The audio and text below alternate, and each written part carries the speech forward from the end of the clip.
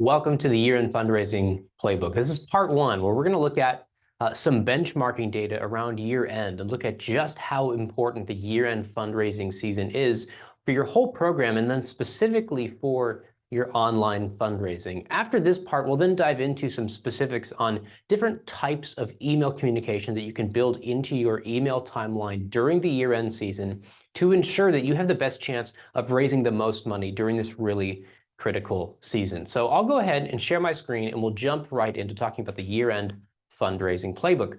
And let's dive in. As I think about putting year-end fundraising training together, oftentimes I want to go reinvent the wheel. I think we have a tendency to want to do that in our programs too. Sometimes you get caught in the rut of doing the same thing kind of year after year. Whether it works or not, it's like what you've done before, and so you want to go reinvent it. I felt the same way putting this training together.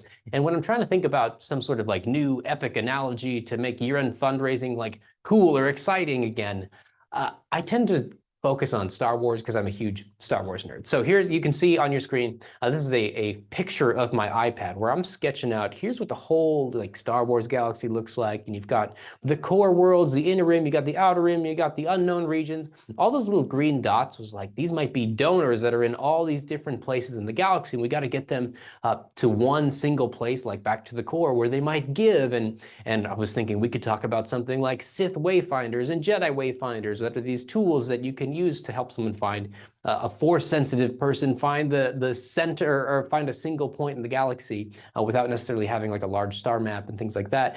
And as I got into this, obviously that's like way too deep, and and that's going to resonate with maybe two people that ever watch this. And most likely not with you. If you're like the one or two people that are like, I know what all that stuff is, and that sounds cool, like let's talk. It sounds like we're in line there.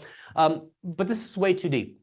It was going to align with maybe a couple of people, but miss quite a lot of people who are trying to figure out how do I grow year-end fundraising. And so I think even in this, there's a lesson for us as fundraisers, which is this. You and I, as people that are passionate about a cause, tend to get fixated on things that are particularly interesting and exciting for us. As a fundraiser who's giving a good portion of your career, at least at this point in time in your life, you're giving this portion of your career to a specific cause. There's specific aspects that get you really excited that you might tend to focus on in your copy and in your narrative as you're talking about fundraising during this critical giving season. However, the things that resonate with you aren't necessarily what's going to resonate with every single potential donor. And so in order to unpack our story and our value proposition over the course of this year-end season, we have to address the reasons why someone should give from a wide variety of different angles. That doesn't mean we need to be like really vague and all-encompassing in all of our communication, but we need to tell the story from a lot of different angles. My good friend John Powell uses this analogy. I think it's a good one, that crafting your year-end fundraising is like cutting a diamond, and a brilliant diamond, because the most expensive and the most beautiful diamonds are not necessarily the biggest ones. They're the ones that have the best cuts.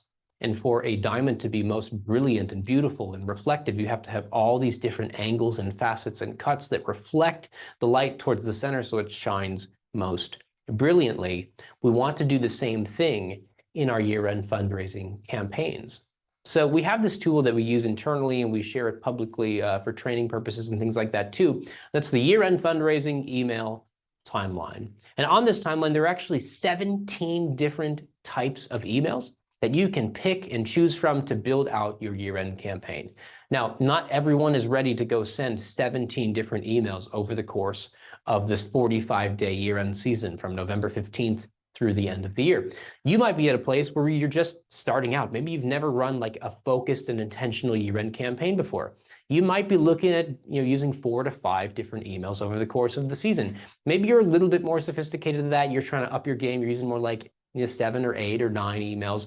Maybe you are ready for all 17. You've got lots of different segments that you're talking to. You've got a sophisticated email fundraising program. This timeline is meant to be a tool for you to pick and choose what's right for your organization and give you different examples of communication that you can build into your timeline.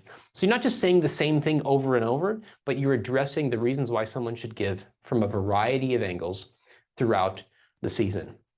Now, the reason you're here is because you care about year-end fundraising and you think it's important. So we won't spend too much time here because you already think it's important. That's why you're joining this training. But I do want to spend a few minutes talking about why you should care about year-end fundraising so much, because it's a really critical point in your fundraising program and in the calendar year in terms of revenue opportunity.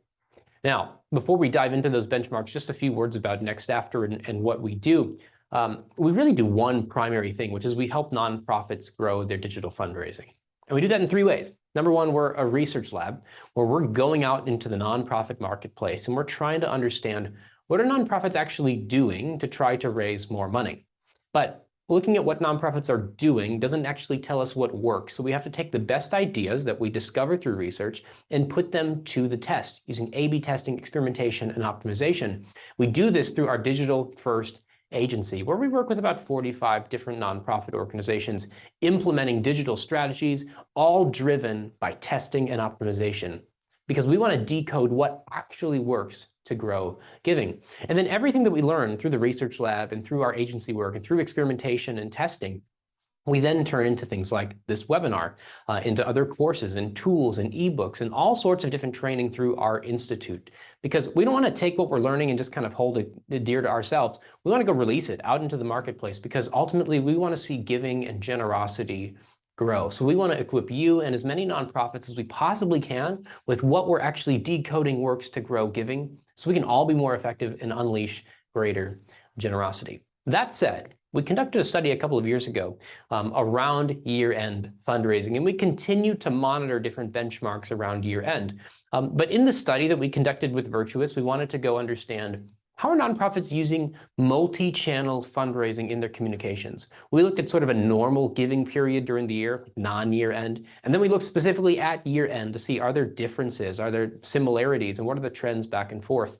But one of the first things we had to look at is how much revenue actually comes in during this season.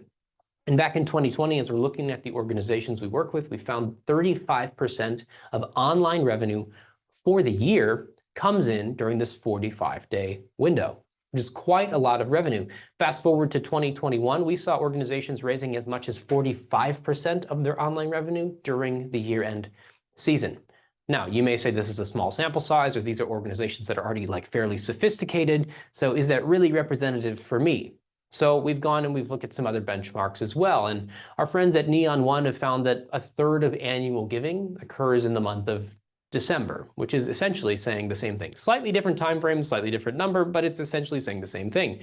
Our friends at Pursuant and Bloomerang have found that 50% of nonprofits receive a majority of their donations, their annual donations, in the fourth quarter, which again is like different, but it's not really different. These are all saying the same thing, which is that there is a tremendous amount of revenue potential during the year-end season. And you probably know this, which is why you're here, but I just want you to see these numbers so that you know clearly how much is at stake. But the next part of this study was not to just to look at, how much is at stake, but how often are organizations communicating and what are they doing during the season to try to raise more funds?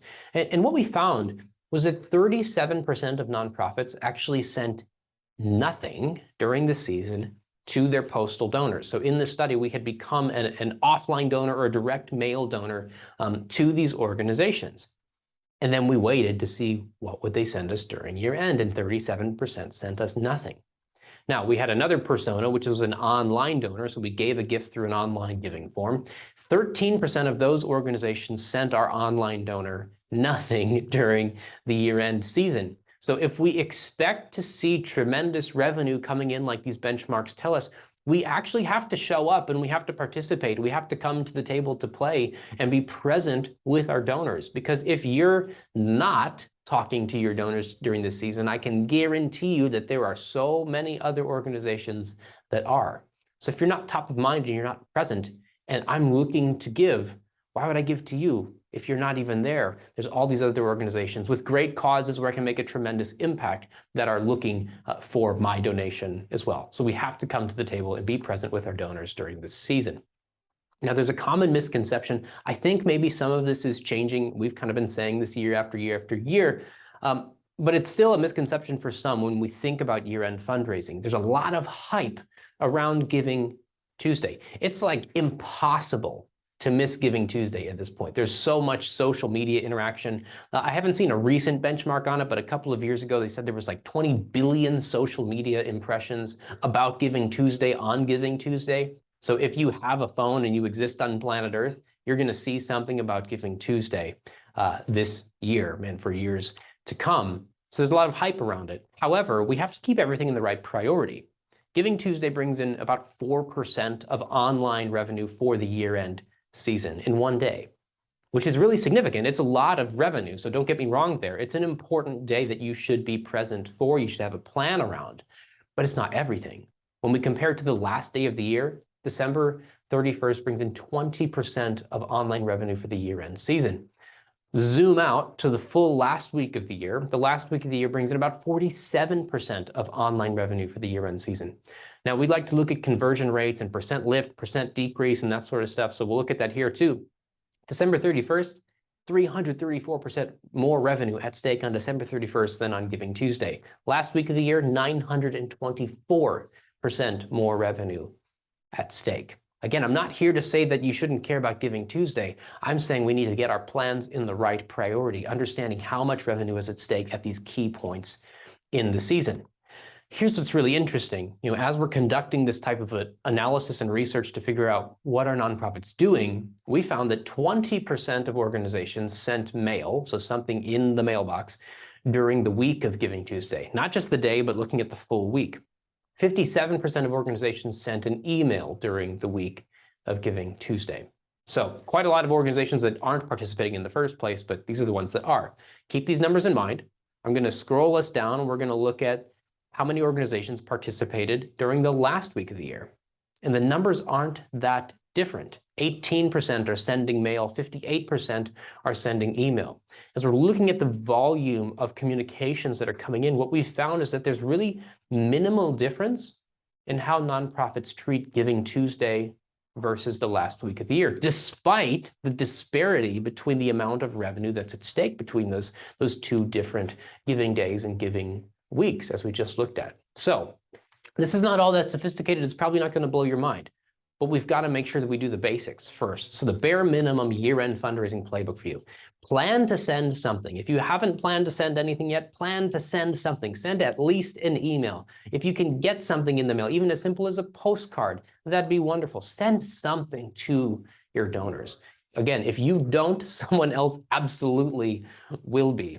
Number two, make a plan to be present during the last week of the year and focus most of your efforts on figuring out what really is going to be the right plan to make sure that we capitalize on this last week when there's so much revenue at stake. And then third, and in this priority, send something during Giving Tuesday. Obviously, Giving Tuesday comes first in the calendar, but that doesn't mean that we should put all of our focus on it. Make sure you have a plan for it, but make sure you prioritize the last week of the year in your planning. Again, prioritize all three of these things in this order. Now, coming up in the next lesson, we're going to dive a little bit deeper into some of the specific strategies. We're going to start looking at the first of three different categories of communication that you can build into your email timeline to make sure that before you ask for money, you're actually cultivating the relationship. So that's what's coming up next.